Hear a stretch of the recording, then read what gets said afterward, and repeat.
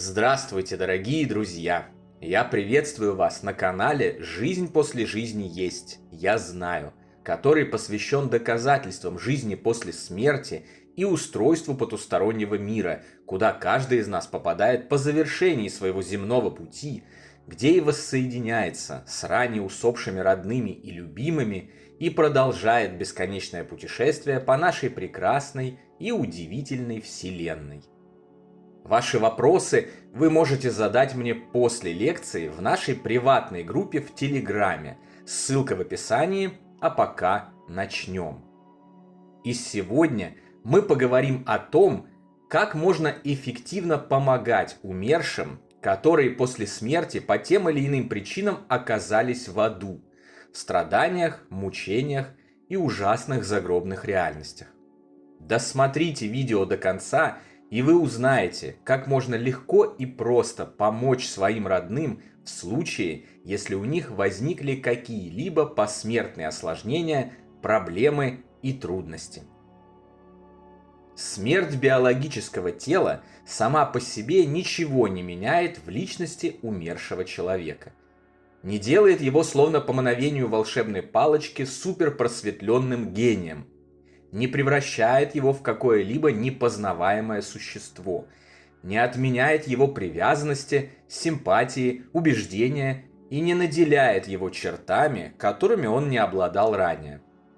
Он остается с собою и после пересечения порога между мирами. Его жизнь после смерти продолжается с того же самого момента, на котором завершилась в земном мире.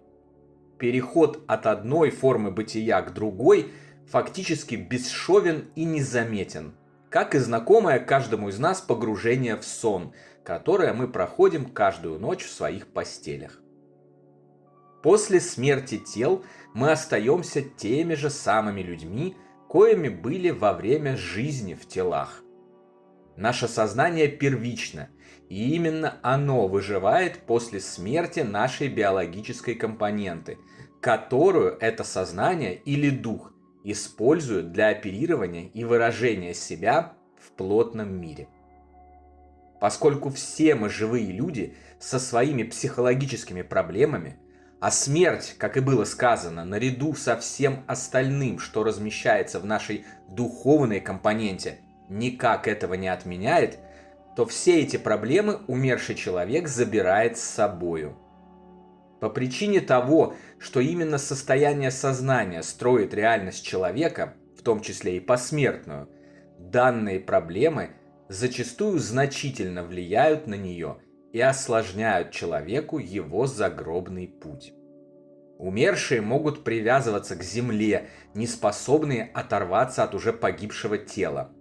Могут оказываться в холодных, мрачных и темных реальностях, помещать себя в разрушенные лачуги, продуваемые всеми сквозняками Вселенной, и организовывать для себя все прочие мучения, которые только можно вообразить.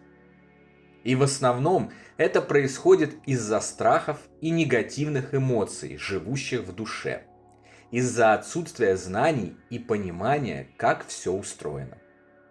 Большинство людей не виновато в том, что с ними происходит. Им просто не хватило воли и решимости прожить жизнь так, чтобы разобраться и употребить земной отрезок существования с максимальной пользой и максимальным смыслом.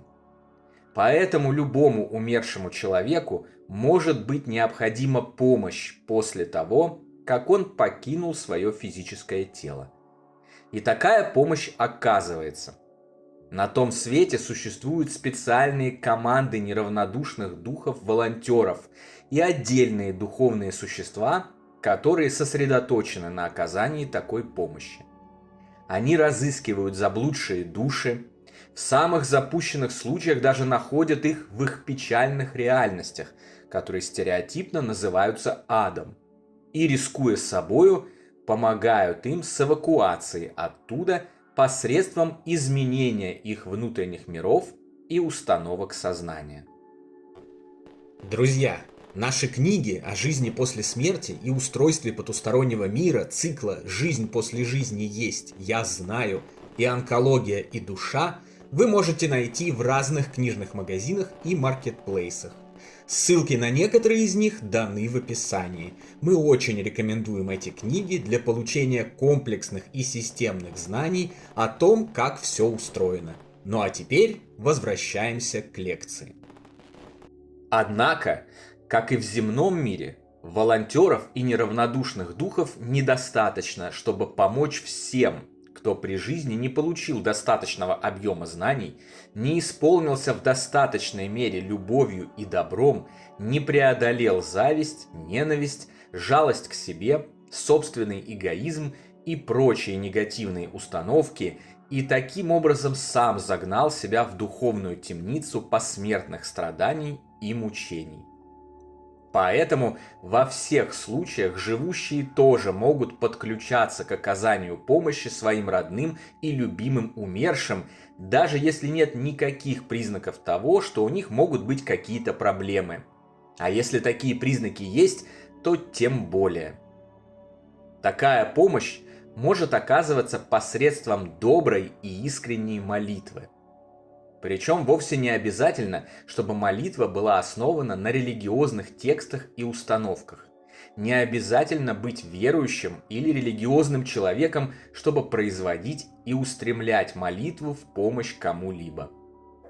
Молитва возникла задолго до появления каких-либо религий и изначально представляла собой мысленный поток любви и неравнодушия, направленный к кому-то, кто нуждается в таких энергиях. Таковой молитва остается и сейчас, несмотря на то, что обросла флером религиозности и разнообразных ритуальных заблуждений. Чтобы помочь умершему человеку, необходимо сосредоточиться на его образе и отправить ему все свое добро, весь свой свет, пожелать ему всего самого лучшего, мысленно окружить его теплым розовым защитным коконом, сотканным из любви. Для оказания такой помощи вовсе не нужно ходить в церковь или храм, на кладбище или любое другое место, связанное с теми или иными религиозными ритуалами. Молиться можно в любом месте и в любое время. На кухне во время готовки, в спальне перед отходом ко сну, в метро в поездке до работы и так далее. Можно делать это при помощи своих слов и предложений без использования подготовленных кем-то другим текстов. Нет никаких ограничений. Ваша мысль, направленная к тому или иному человеку, обязательно достигнет его и поможет ему, где бы, когда бы, в каком бы мире и жизни он ни был. А ваша искренняя любовь поможет доставить это послание как можно быстрее. Такая помощь молитвой, особенно если оказывать ее регулярно, каждый день и на протяжении длительного времени, во всех случаях оказывается эффективной. Даже несмотря на распространенное заблуждение, что Бог не слышит молитв и не удовлетворяет желаниям, которые содержат эти молитвы. Такое заблуждение родилось, опять же, из непонимания, что представляет собой молитва на самом деле. Дело в том, что молитва – это не письмо с хотелкой, не смс-ка Богу с просьбой, не инструмент эгоистичного исполнения собственных желаний, приобретения дорогой машины, квартиры, повышения на работе и так далее.